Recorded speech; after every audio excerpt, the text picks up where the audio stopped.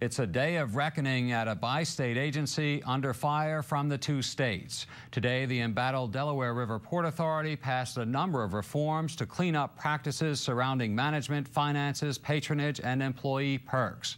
The bi-state authority that operates bridges, a rail line, and ferry service across the Delaware River has come under intense scrutiny in both Trenton and Harrisburg.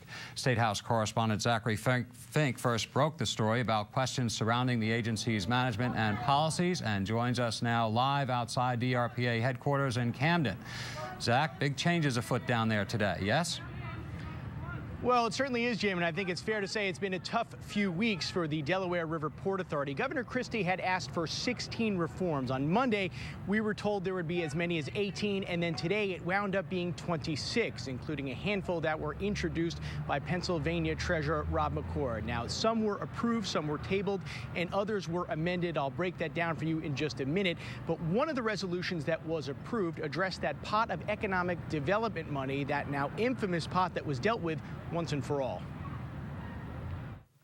After weeks of public scrutiny described by DRPA officials today as a, quote, media firestorm, the authority voted on its proposed reforms. The turnaround comes more than 6 weeks after NJN News first reported on possible conflicts and questionable management practices at the DRPA, problems that the authority's leadership initially denied. It must be understood that the culture we seek to change today, the archaic rules, the high salaries, the employee perks, the use of economic development funds, even those public safety lunchers handing out the plastic mugs, did not start with this group of commissioners or this administration.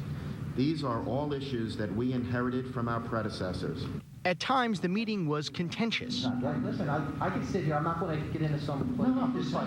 I'm curious as to why you're not getting. Well, hold on. Why aren't you getting them? That included sharp disagreements over the wording of certain resolutions. It's not about me, and I could care less. And at the end of this, I'll be gone. Okay, but I want to make sure that the place is fixed, and I'm not going to sit here and get tied down to some petty little comment or two. I'm going to ask my questions on each resolution. I hope that in the future this is not going to continue to be the political piggy bank of governors.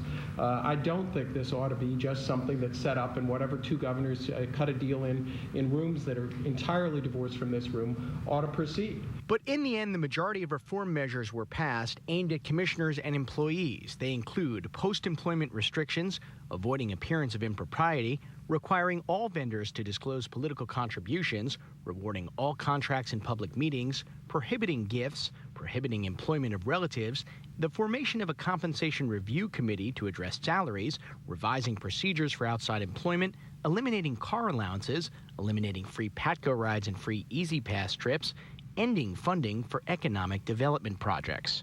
Pennsylvania's Auditor General questioned why DRPA economic development money is spent every year on the Army-Navy game.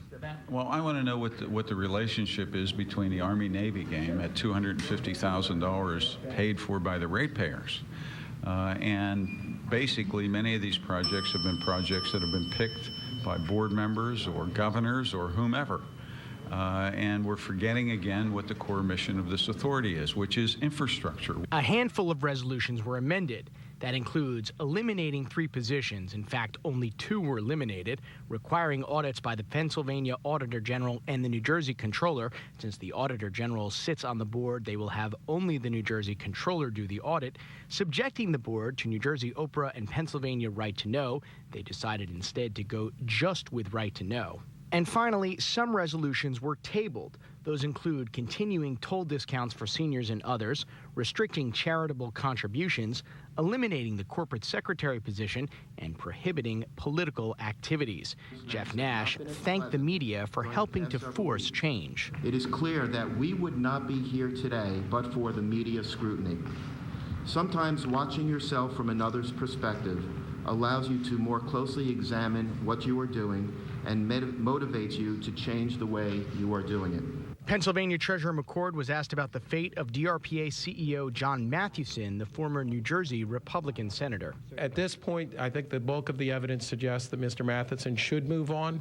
I want to get full evidence, give him a chance to respond to that acute concern on my part, but that's where I am right now.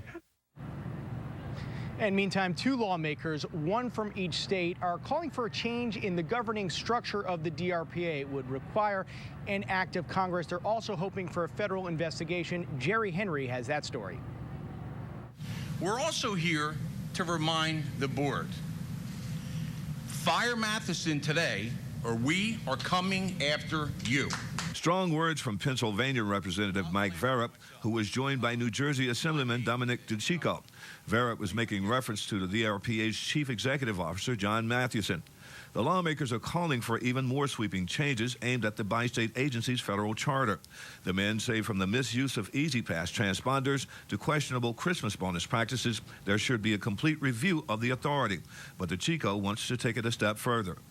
Also, I want to renew my request for the U.S. Attorney to look into this agency. There have been reports coming out daily from you folks in the press really questioning the not only the integrity of the agency, but outright allegations of corruption. And I think to get the public trust back, we need to have a full-out federal investigation of this agency and a report to follow so that the public can be assured that their public officials are A, being held accountable, and B, that they're spending their money wisely. Our goal is to change the Delaware River Political Authority back to the Delaware River Port Authority and to focus on the mission that Congress and the President and the Senate at one point sent them, and that is to make sure the infrastructure of our bridges and roadways around our bridges are safe. The Christie administration says it welcomes further changes at the agency. The troubled DRPA is a bi-state agency with commissioners from both sides of the river, which is why lawmakers from Pennsylvania and New Jersey have come together to call for the changes. I am disappointed that I am the only legislative over here from New Jersey. Where are my colleagues on this issue? That's disappointing to me. That said, I'm fortunate that I have a representative across the river who's willing to take this on. These are not fun stuff to do from a legislative perspective. Okay, these are powerful agencies, powerful constituent groups. Bottom line is we need to do it together. I think the public's fortunate in having a representative like Mike to have the courage to do this. The lawmakers say they haven't completed the final draft of the changes, but they include 20 so far, ranging from the use of vehicle allowances to salaries. But they say they were waiting for the DRPA's proposals today in case they need to add more. Jerry Henry, NJN News, Camden. And finally, Senator Donald Norcross, Democrat from Camden, has introduced a package of reform measures that take on not just the Delaware River Port Authority, but all public agencies and public officials, reining in some of those salaries, those perks that we've been hearing about. Lawmakers are expected to take that package of bills up this fall. That's the latest from here. I'm Zachary, Fink, live in Camden. Jim, back to you. All right, thank you, Zach, and we'll, of course, stay with this still developing story that you first broke. Thank you.